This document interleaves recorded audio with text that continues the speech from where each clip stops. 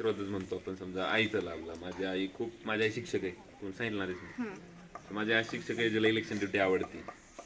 माझे असे शिक्षक आहे जे मी कोरोनात पुण्यात होतो तर मला असा फोन केला माझ्या आईने की अरे तुझं सिलेक्शन झालंय, तू आज नाही उद्या जॉईनच होणार आहे, तू तिथं व्हॉलेंटियर म्हणून काम कर, लोकांची मदत कर.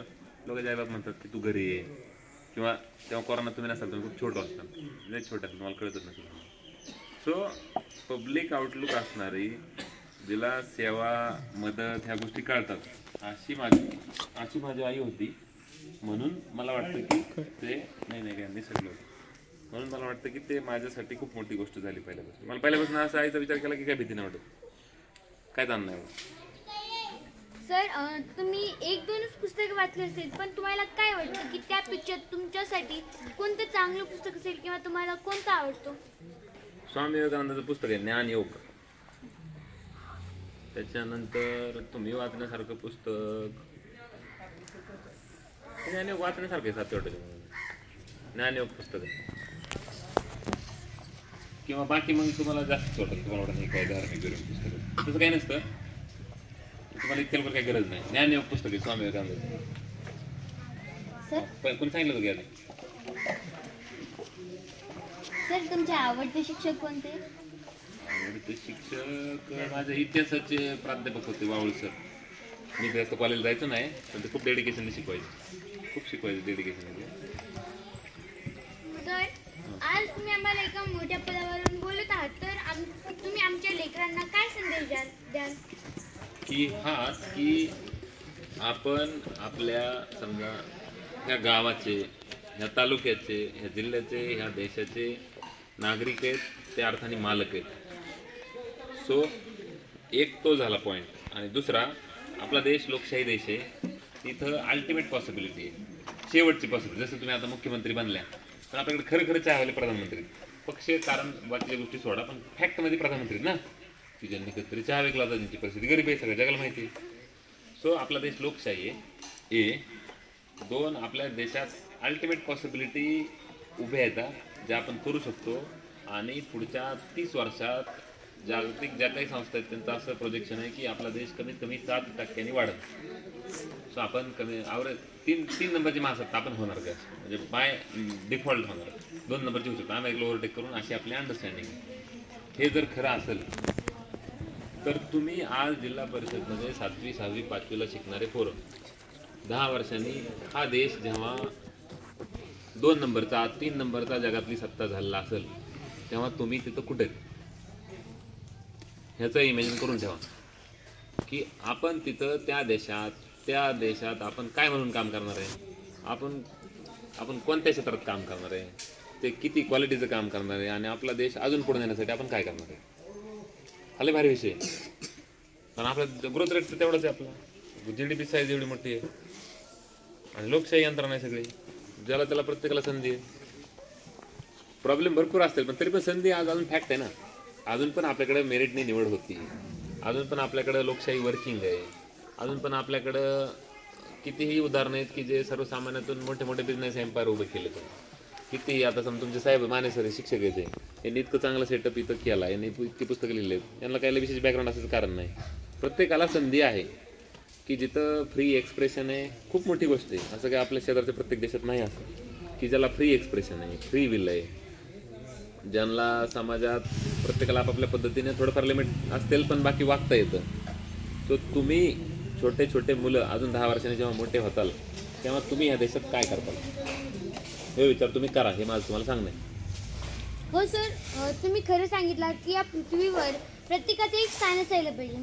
सर तुम्ही जेव्हा त्या परीक्षा दिल्या तेव्हा तुम्ही काही ना काही अभ्यास केलाच असताल किंवा त्याच्यासाठी मेहनत केलीच असेल. म्हणून मला तुमच्या या अनुभवावरून मला हे आठवलं की ते द अल्केमिस्टमध्ये म्हणतात ना, अगर आप किसी चीज को पूरी शिद्दत से चाहते हैं तो पूरी कायनात आपके कदम छू लेती है. आणि सर तुमच्या बाबतीत तसं खरंच झालं, कारण की तुम्हाला जे काही बनायचं होतं ते तुम्ही बनलात, म्हणून मला फार छान वाटत. नाही तसं बरं का, मी सांगतो मला अजून काहीतरी करायचं. मी UPSC परीक्षा देतो, मागची मेन्स दिली, इंटरव्ह्यू पण दिलता, पण ते राहिले अजून, बघू आता काय होतं.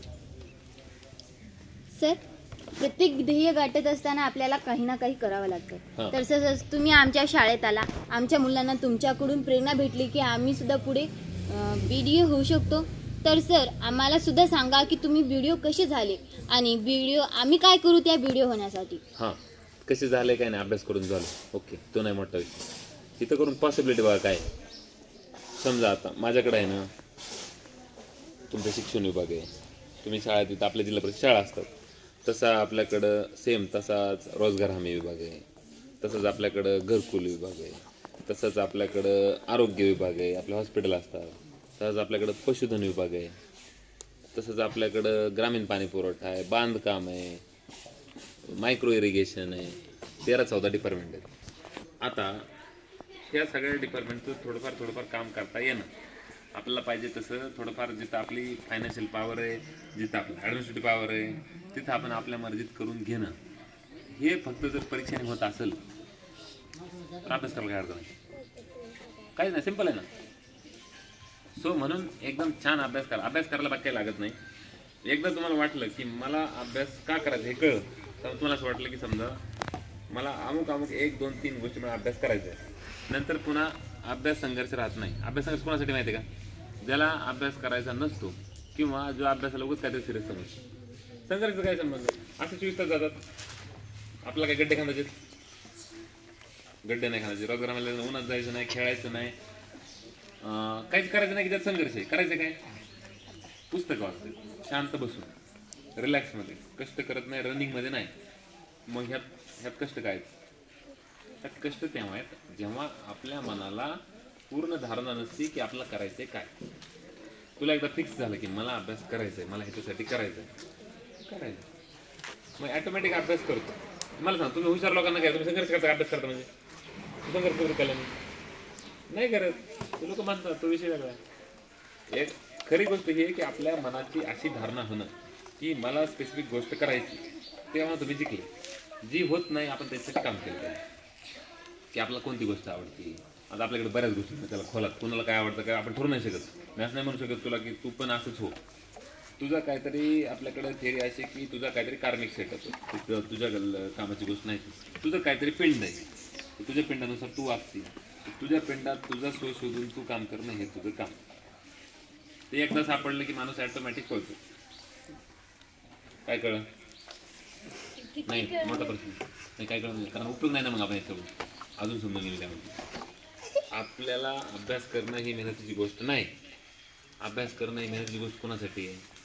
ज्याच्या मनात अभ्यास करायचे ही मजबूत तळमळ नाही, बरोबर. मग आता आपण मेहनत कशावर घेतली पाहिजे? अभ्यास करण्यावर घेऊन काहीतरी संघर्ष नाही करायचं, नाहीतरी बसलो अशी घेतली पाहिजे.